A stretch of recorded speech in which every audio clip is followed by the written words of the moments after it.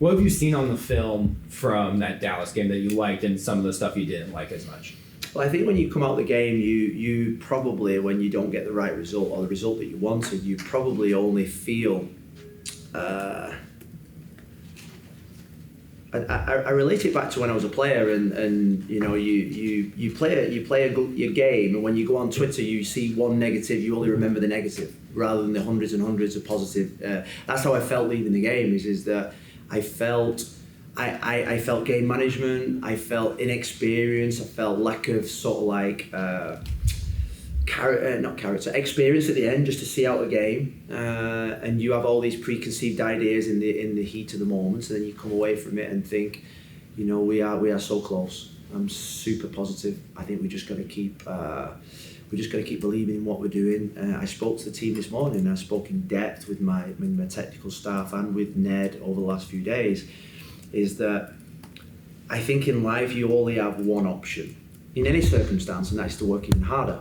And we are incredibly blessed and lucky. I'm incredibly blessed and lucky is that we've got a group of players that are willing to run through a brick wall for this club, for me, for the group of players. And so we just get out back on the training pitch, we just keep working even harder, we just keep tweaking, and we just keep improving the little bits of detail that we need. What's the little bit of details? Seeing out games, putting away our chances, taking that extra pass. These are the little things that I think if we improve, we're gonna be a really good team. And then one of those players who you just mentioned, players who like to run through a brick wall for this team. One of those players, Matias Rojas, in his short time here, showing that kind of mentality. He wasn't out on the training pitch today. Yeah. Is that precautionary, or is that a sign of maybe a bigger issue? We're not sure yet. He's gone for tests this morning. We took him off as a precaution on Saturday. We want to be really cautious with him. That's why he didn't train today. I think it's probably going to be another eval later in the week, and to see where he's at. But it's not serious. It's not sort of like long term. It's just fatigue, maybe coming off the back of two away trips that just exposed something in him that he wasn't quite comfortable with. When you go through a skid like this kind of late as a team, how do you focus on the togetherness and making sure everybody is going to be fully together stepping into the playoff mode? Yeah, I think that's really important. I think we get to this stage of the season. I look at you look at the Western Conference in terms of maybe the top 12 teams. There's probably only 3 teams that are probably in form. Like in terms of they're on a consistent run. Dallas is one of those. Austin probably are on a really good run at this moment in time, even though they lost at the weekend. And LAFC are sort of like trending in the upwards direction. Everyone else has probably had draws, a few defeats, and it's that stage of the season where teams are picking up knocks and bruises. There is definitely fatigue in everybody's camp. You come into the end of the marathon. It's about that mentality, that mental toughness, that how much do you want it? And I think that's probably what every manager this morning is saying to their teams, is that this is not about tactics now, this is about the desire to get over the line, this is about the desire to be successful.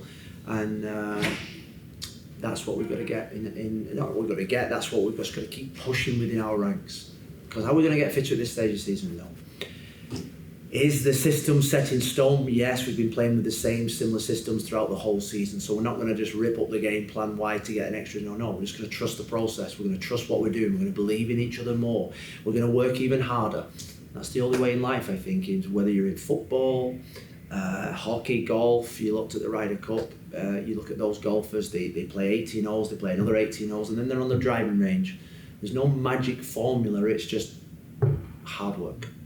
Billy, what's going on our solo Right, yeah. Maybe go back to the 16th minute of that Dallas match. If you're watching game film, take a look at that first touch. Yeah. Brilliant.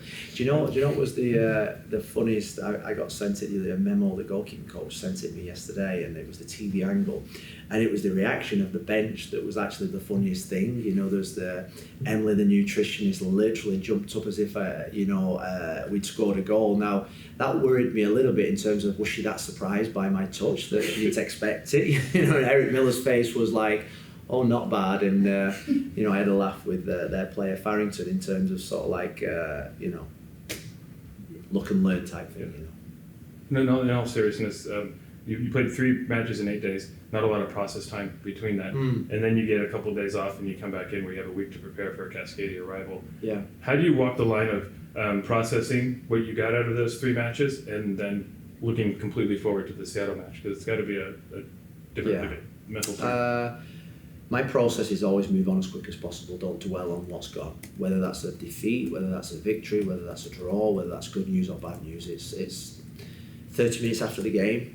Probably 10 minutes after I come out of my press conference, I'm thinking about the next game. You know, Sunday was all about looking forward. Sunday was all about how can we improve. Monday was all about how can we make jumps forward, how can we make strides forward. Because like I say, if you dwell and you sulk and you mope around, you're actually wasting energy. My father taught me that very early on in my sporting life.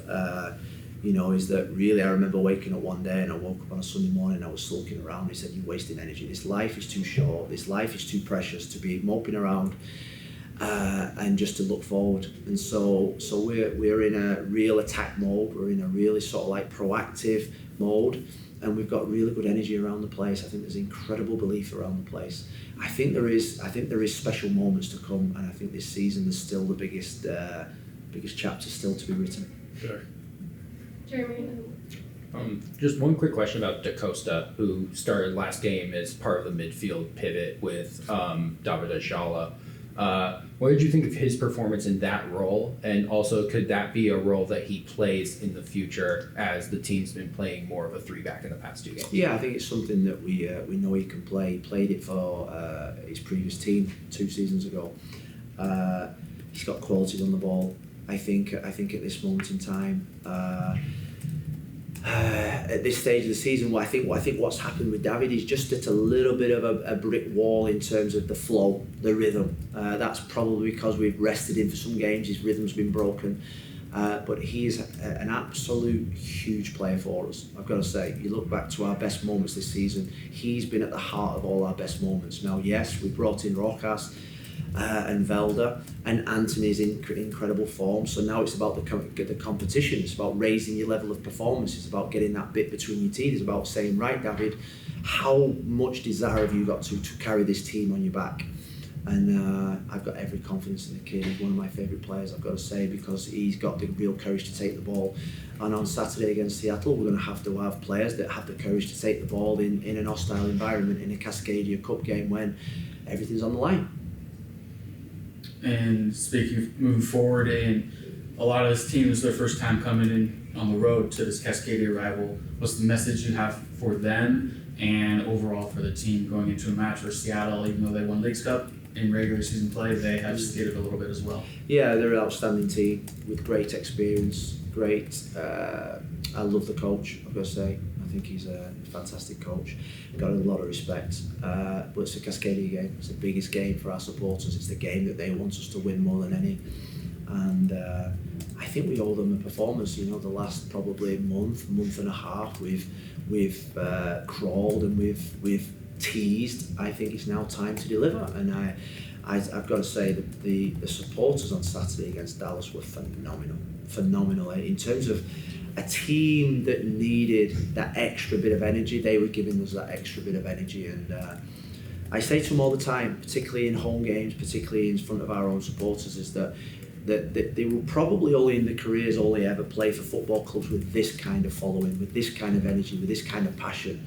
And they've got to not take that for granted, because I'm telling you what, I've been in other football clubs that don't have what we've got here, and I go to away grounds that don't have what we've got here. And so we're playing for a set of supporters that this club is their life, it's their religion, it's their whole livelihood from Monday to Friday. So we have a group of players that want to deliver for them. We've got a club that is, I think, really close to success, and now it's making that next jump. The next jump is always the hardest. The extra 5% is always the hardest to do, and that's the job of myself, my staff, the club, and the players to deliver that.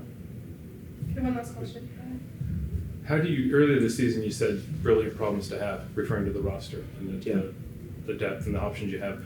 How do you manage players, say 12 through 18 on a week like this, when they could have to step up? Maybe Thursday they find out they have to step up, or Saturday how do you work with them? Because I think the first 11 is easy to get up for. But It's the hardest part of the job, I've got to say. To leave people out of the roster is for me, is the most difficult moment I have in the week.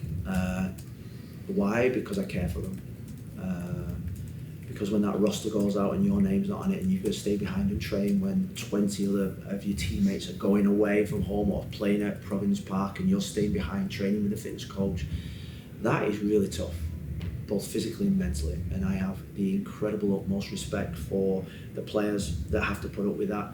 We know when you sign up for this sport, there's going to be tough moments. Those are one of the tough moments. You know when you're a manager, you sign up for these moments that you've got to manage these moments. What I would always say is that you've got to talk to them, you've got to care for them, you've got to show them that you're with them and that there are difficult moments. You've got to accept that, but you still believe in them. And I think that's what we've got as a staff. We've got a staff that works really hard with this set of players. You know, we make 5 subs in every single game. I don't think I've played a game since I came. I don't think I've managed a game since I've come to Portland where I've not made 5 changes throughout the game. I like to trust my whole team. Saturday we're going to make changes. Saturday we're going to rotate again. You know, because I trust every single player on that list. And unfortunately, only 15, 16 players can actually get on that field, and they've got to be ready. You know, I think the modern way, the modern society now means that we probably can't say substitutes anymore. It's finishers, it's game changers, but ultimately in the day they've got to be ready to perform. And they've got to be ready to compete, because if they compete, it means that the guy in front of them is being pushed even more. And we have success all as a team. There's no I in this building, it's all we. Okay, we'll wrap it. Thanks, Phil.